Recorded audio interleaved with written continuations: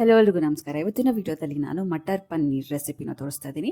First ಬಟಾಣಿನ ನೀರಲ್ಲಿ ಬೇಯಿಸ್ಕೊತಾ ಇದ್ದೀನಿ. ಒಂದು 3-4 ನಿಮಿಷ ಬೇಯಿಸ್ಕೊಂಡ್ರೆ ಸಾಕು. ಹಸಿ ಬಟಾಣಿ ಆಗಿರೋದ್ರಿಂದ ಬೇಗ ಬೆಂದೋಗುತ್ತೆ.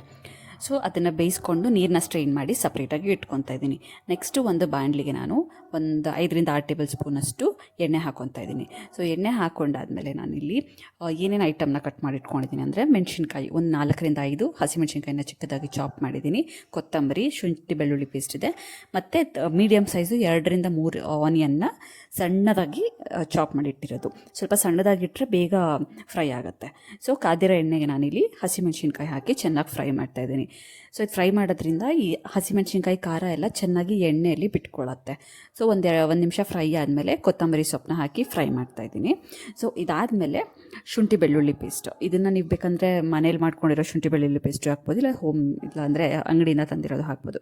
ನಾನಿಲ್ಲಿ ಮದರ್ಸ್ ರೆಸಿಪಿ ಅವ್ರದ್ದು ಶುಂಠಿ ಬೆಳ್ಳುಳ್ಳಿ ಪೇಸ್ಟ್ ಯೂಸ್ ಮಾಡ್ತಾಯಿದ್ದೀನಿ. 1 ಟೇಬಲ್ ಸ್ಪೂನಷ್ಟು ಯೂಸ್ ಮಾಡ್ತಾಯಿದ್ದೀನಿ. ಸೊ ಶುಂಠಿ ಬೆಳ್ಳುಳ್ಳಿ ಪೇಸ್ಟ್ ಹಾಕೋದ್ರಿಂದ ಸ್ವಲ್ಪ ಎಗ್ರ ಚಾನ್ಸಸ್ ಎಲ್ಲ ಇರುತ್ತಲ್ಲ, ಸೊ ಹುಷಾರಾಗಿ ನೋಡ್ಕೊಳ್ಳಿ. ಸೊ ಚೆನ್ನಾಗಿ ಫ್ರೈ ಆಗಬೇಕು, ಈ ಹಸಿ ವಾಸನೆ ಹೋಗಬೇಕು. ಸೊ ಎಲ್ಲ ಚೆನ್ನಾಗಿ ಫ್ರೈ ಆದಮೇಲೆ ಸೊ ಈ ಥರ ಫ್ರೈ ಆಗಬೇಕು, ಕ್ರಿಸ್ಪಿಯಾಗಿ. ಸೊ ಇದು ಸೀದೋಗಿರೋದಲ್ಲ, ಚೆನ್ನಾಗಿ ಫ್ರೈ ಆಗಿರೋದು. ಸೊ ಇದಾದಮೇಲೆ ಆನಿಯನ್ನ ಹಾಕಿದ್ದೀನಿ. ಸೊ ಆನಿಯನ್ನ ಗೋಲ್ಡನ್ ಬ್ರೌನ್ ಬರೋವರೆಗೂ ಫ್ರೈ ಮಾಡಬೇಕು. ಸೊ ಈ ಥರ ಪಿಂಕಿಶ್ ಆಗಿ ಇದ್ದರೆ ಏನಾಗುತ್ತೆ ಅಂದರೆ ಸ್ವೀಟ್ ಬಂದುಬಿಡುತ್ತೆ. ಸೊ ಅದಕ್ಕೋಸ್ಕರ ಈ ಥರ ಗೋಲ್ಡನ್ ಬ್ರೌನ್ ಆಗೋವರೆಗೂ ಚೆನ್ನಾಗಿ ಫ್ರೈ ಮಾಡಬೇಕು. ಇದಾದಮೇಲೆ 1 ಟೇಬಲ್ ಸ್ಪೂನಷ್ಟು ಧನಿಯಾ ಪುಡಿ, 1 ಟೇಬಲ್ ಸ್ಪೂನಷ್ಟು ಖಾರ ಪುಡಿ. ಇದಾದಮೇಲೆ 3 ಟೊಮ್ಯಾಟೋನ ನಾನು ರುಬ್ಕೋಬೇಕಿತ್ತು, ಕರೆಂಟ್ ಇಲ್ಲದೆ ಇರೋದ್ರಿಂದ ಇದಕ್ಕೆ ಹಾಕ್ಕೊಂಡು ನಾನು ಪೇಸ್ಟ್ ಮಾಡ್ಕೊತಾ ಇದ್ದೀನಿ. ಇದಾದಮೇಲೆ ಟೇಬಲ್ ಸ್ಪೂನಷ್ಟು ಗರಂ ಮಸಾಲ, 1 ಟೇಬಲ್ ಸ್ಪೂನಷ್ಟು ಕಿಚನ್ ಕಿಂಗ್ ಮಸಾಲಾನ ಹಾಕ್ಕೊಬೇಕು. ಸೊ ಕಿಚನ್ ಕಿಂಗ್ ಮಸಾಲ ಇದು ಆಪ್ಷನಲ್, ನಾನಿಲ್ಲಿ ಎವರೆಸ್ಟ್ ಬ್ರ್ಯಾಂಡ್ ಯೂಸ್ ಮಾಡ್ತಾ ಇರೋದು. ಸೊ ಅದಾದಮೇಲೆ ಸ್ವಲ್ಪ ಸಾಲ್ಟ್ ಹಾಕ್ಕೊಂಡು ಡ್ರೈ ರೋಸ್ಟ್ ಮಾಡ್ಕೊಳ್ಳಿ, ಯಾಕಂದರೆ ಮಸಾಲೆ ಎಲ್ಲ ಚೆನ್ನಾಗಿ ಸ್ವಲ್ಪ ಆಯಿಲಲ್ಲಿ ಫ್ರೈ ಆಗುತ್ತೆ ಅಂತ.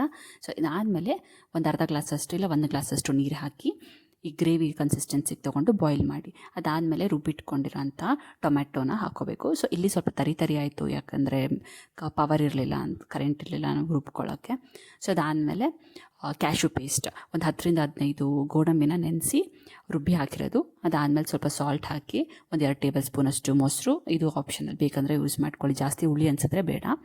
ಚೆನ್ನಾಗಿ ಕುದ್ದಾದಮೇಲೆ ಬೇಯಿಸಿಟ್ಕೊಂಡಿರೋಂಥ ಬಟಾಣಿ ಹಾಕ್ಕೊತಾ ಇದ್ದೀನಿ. ಸೊ ಅದಾದಮೇಲೆ ಒಂದು 5 ನಿಮಿಷವರೆಗೂ ಇದನ್ನು ಮುಚ್ಚಿಟ್ಟು ಕುದಿಯೋದಕ್ಕೆ ಬಿಡ್ತೀನಿ. ಸಣ್ಣ ಉರಿಯಲ್ಲಿಟ್ಟರೆ ಬೆಸ್ಟು. ಅದಾದಮೇಲೆ 200 ಗ್ರಾಮ್ ಪನ್ನೀರನ್ನ ಚಾಪ್ ಮಾಡಿಟ್ಕೊಂಡಿದ್ದೀನಿ ಸಣ್ಣದಾಗಿ. ಸೊ ಈ ಮಸಾಲೆ ಬಟಾಣಿ ಜೊತೆ ಚೆನ್ನಾಗಿ ಬೆಂದಾದಮೇಲೆ ಇಲ್ಲಿ ನಮಗೆ ಎಷ್ಟು ನೀರು ಬೇಕು ಗ್ರೇವಿಗೆ ಅಷ್ಟಿಲ್ಲಿ ಆ್ಯಡ್ ಮಾಡ್ಕೊಬೇಕು. ಇದಾದಮೇಲೆ ಸ್ವಲ್ಪ ಅಡ್ಜಸ್ಟು ನೀವು ಮಾಡ್ಕೊಬೇಕು, ಉಪ್ಪು ಖಾರ ಎಲ್ಲ.